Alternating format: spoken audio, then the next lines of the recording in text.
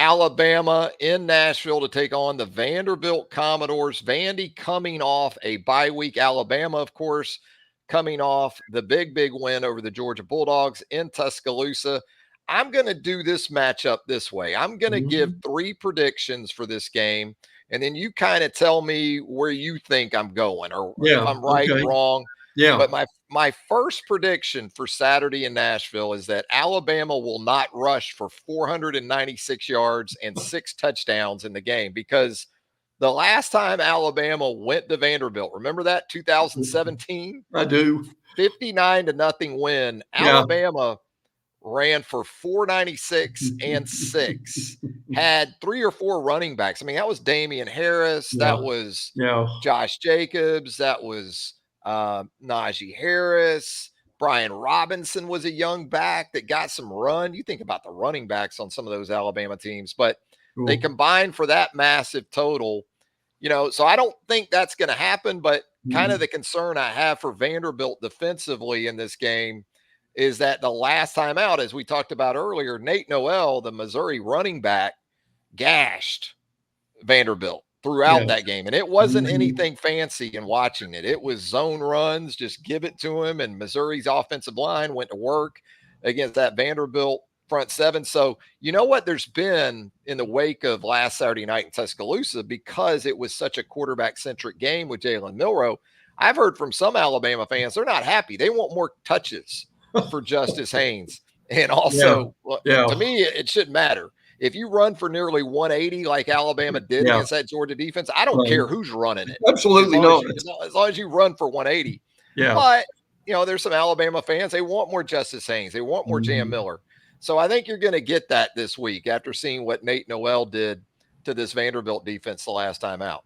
Yeah, and look, it's a long season, and I think they'll be able to do that too.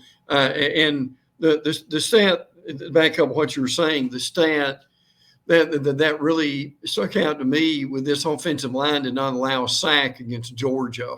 I mean, that tells you so much that they have. I'm not saying they've solved everything. I'm just saying they've been able to get the pieces of the puzzle in the right place, and they have played well. Look, you and I have talked about this for years, and we've labeled this a character game. And what we mean by that is you have a big win, you're number one, everybody is telling you how great they are. Now, this is one of the real things that Nick Saban was able to do and keep this team focused after big wins. And it's going to be very interesting to see the same here against Vanderbilt in front of, I believe, help me on this, I believe the stadium, when I heard this week, seats roughly now about 35,000 because of the construction. Yeah. And Trav, how many of those will be Alabama fans? 28 to 30? Yeah. Probably. Easy. The Vanderbilt ticket, man, I mean, it's a good week. It is. With that limited capacity and all those Alabama fans that are absolutely going to be looking to take it over. But, yeah, I think maturity is going to be a big thing you're looking for from this Alabama team. There has been so much of an aftermath from the Georgia win, because it wasn't just a win. It was one of the more amazing games, no doubt. One of the more memorable games. So people can't help but continue to talk about it. Right. And there doesn't seem to be this sense around the Alabama program under Kalen DeBoer of 24-hour rule. It's done. It's over. Yeah. It's kind of had carry throughout the week. Now, does that mean there's more than one way that you can do it? Absolutely, you can. And so that will be interesting to see from the Alabama perspective, because Vanderbilt rested, ready after that disappointing double overtime loss at Missouri a couple Saturdays ago. And that leads me into my second prediction for this Alabama-Vanderbilt game, Brent. Vanderbilt will not score 27 points in the second half on Saturday. That's what we saw from Georgia last Saturday in Tuscaloosa. And, hey, there's no bigger fan of Diego Pavia than me, okay? Yes. I've been talking about this guy going back to the offseason with the potential of him becoming the Vanderbilt quarterback. It's played out that way. So I understand. This isn't Kyle Shermer at quarterback for Vandy on Saturday. Yeah, it's a different deal with Diego. And I'll say this about Vandy too.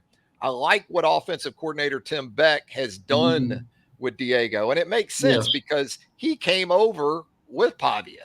So there's a lot of comfort. There's a lot of familiarity with those two. And it shows there's a lot to defend that Vanderbilt throws at you.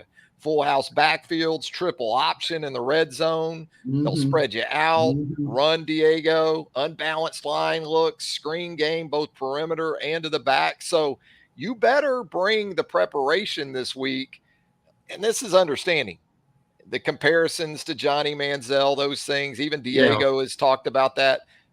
I don't see that exactly. Maybe the biggest reason why I don't is because Diego doesn't have a Mike Evans on the outside like Johnny Football had. So the point being, it's going to take more than Diego. He's going to have, Cedric Alexander, the running back. Some of these guys are going to have to step up and really help their guy. Let's carry that out a little further. I'm curious on the other side.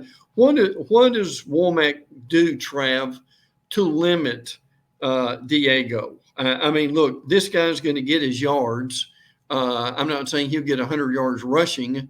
I can see him getting 50 or 75 and extending some drives along that way. Do they put a spy on him the whole time? Do they just make sure everybody else is covered and know that within a certain zone that they can kind of keep him in that?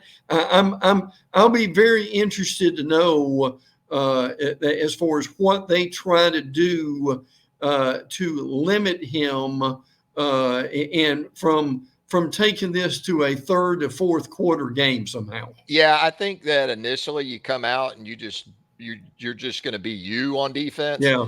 And you had that luxury because you have linebackers like Deontay Lawson, but probably even more importantly this week, a guy like Jahad Campbell. That can really run and help you against a guy like this.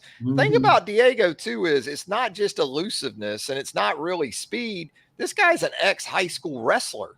So he's hard to tackle. You'll watch him on a weekly basis. You don't think he's going to shake people physically, and he slings people. So you've got to square this guy up and get him on the field. I think personnel-wise, Alabama has the benefit of that, starting with the linebackers. Right. But also, as I alluded to earlier, there's not a true big-time wide receiver on this Vanderbilt roster. There were a couple a year ago, but one transferred to Georgia, one transferred to Colorado.